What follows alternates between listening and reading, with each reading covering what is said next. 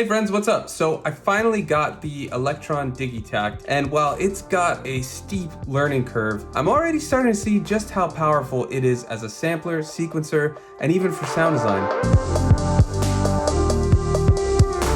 But this is a 6-year-old machine, so today I want to talk about why I think it's still relevant years after its release thanks to its powerful sampling, per-step automation, and more. To check this out, we're going to make a beat using just samples, and if you want to follow along with these exact samples, they're available on my sample packs page. Here's the link. It's a great way to support the channel. Let's check out what the Digitakt can do. Here we are with the default settings when you open up a new patch. I just changed it to 103 BPMs, but here's the stock sound.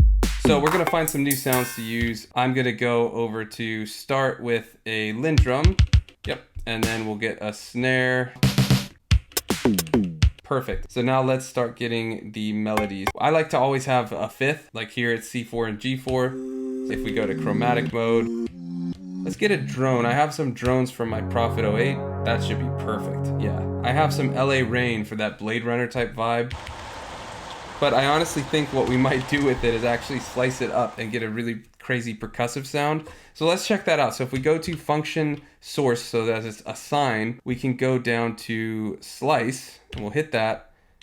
And then now it's sliced up. So if we go to that chromatic mode, we're playing all the slices of the track. If we go to source, you can see. So if we go into the sequencer and just click everything here, and then we can go here and just control what slice we want. I want every downbeat to be 1, and then I think there's a cool sound on 3. So we'll do it like a hi-hat sound here.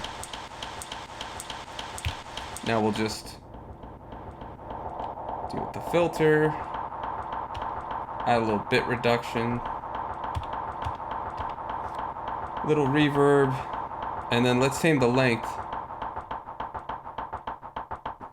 So we've kind of got a hi-hat now. And then let's go over to this one.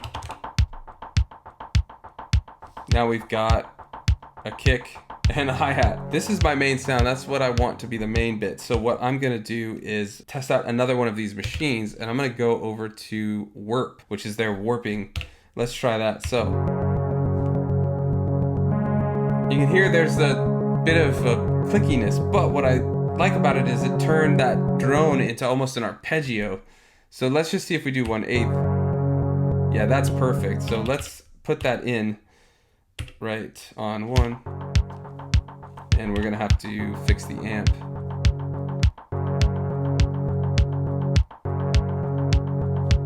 And we're gonna have to extend that.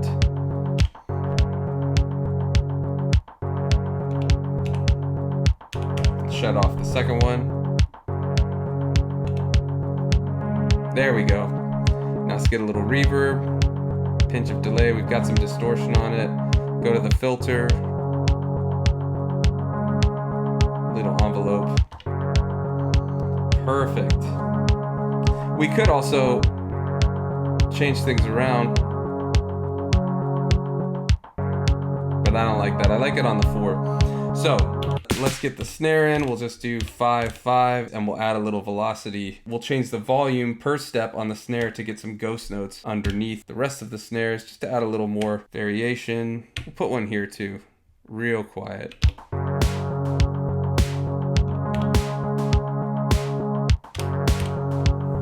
Let's do these two.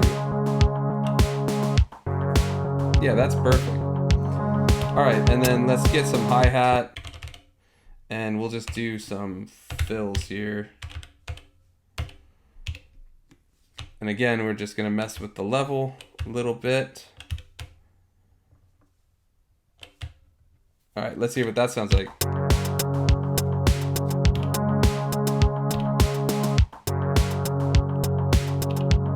Perfect. We'll just add at the end a little fill. Let's see if we can make multiple tom sounds using just the pitch. So I'm gonna just go down and change the pitch of each of these per step. That's the awesome part about the sequencer, is that you can change all of these steps. So this should make it sound like multiple different pitches of tom. Let's see. I'm gonna raise the volume. Let's get that fifth in there. So we're gonna hold down function and track so that we can get to the chromatic mode. We could, if we wanted to, change the key, but we're sticking with chromatic. And let's see what works.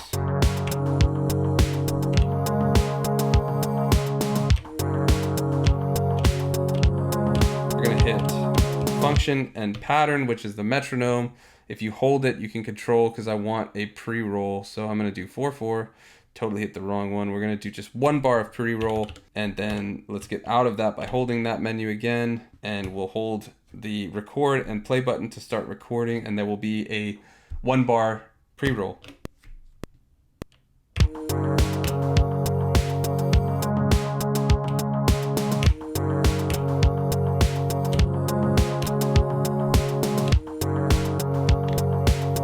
Let's fix this up.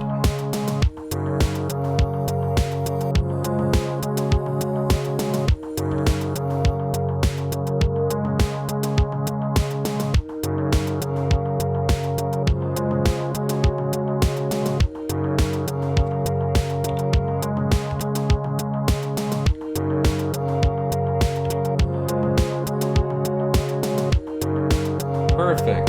So it kind of works as a lead and a second pad. And then we do have a bass, so why don't we throw that in? So this guy, we're just gonna drop that down. If you hold function and move the knobs, it's a lot cleaner.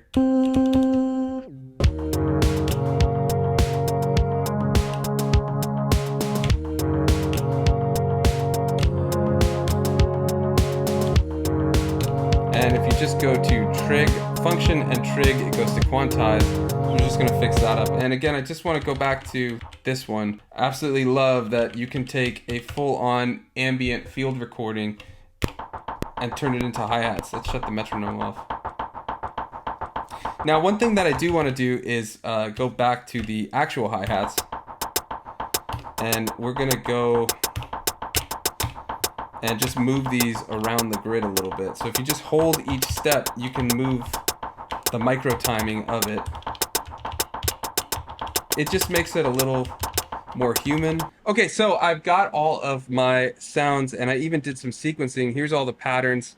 I've got this first one, which is just the kick and the noise, but the noise has been done a little bit differently. It's more of just kind of an intro sound to get everything started, and then I just start using pattern mutes to build everything. So we start here, just the kick and the synth, and then we build up, adding a bunch of the tracks.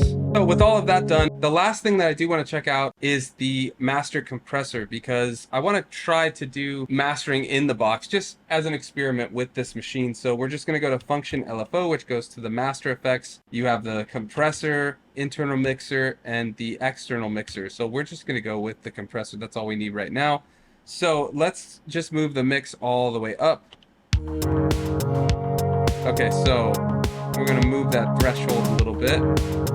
Attack and release, I want a little high.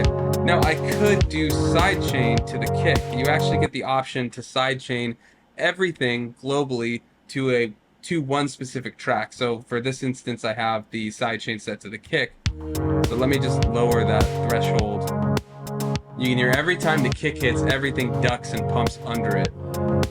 It does give it that kind of synthwavy EDM vibe, but I kind of like the energy of just leaving it on main. So I think that's what we're gonna do. So that's where I'm at after just a week with the Digitakt. Absolutely love this machine, and what I'm really looking forward to is complementing it with everything that the SP404 can do, using Midi from the Elektron and its powerful sequencer to control all the sampling. That's what I'm gonna be doing in a future live stream. If you wanna check it out, hit the subscribe button. If you got some value out of the video, I'd love it if you'd follow along, leave a comment. You use the Digitakt if you're thinking about using the Digitakt. Is there anything I haven't done that I should check out with the Digitakt? I know I'm in early days with this machine, but I already absolutely love it. So I'm looking forward to seeing where I can go with it. And if you want to check out the full beat that I made with this and get all of these samples as they were made in the Digitakt, they're available on my channel membership right here on YouTube. You can just hit the join button that's right there. If you want to help support the channel, if you dig this content, consider checking it out. It helps a ton, but just hang out is more than enough. Thanks for watching, and I'll see you next week.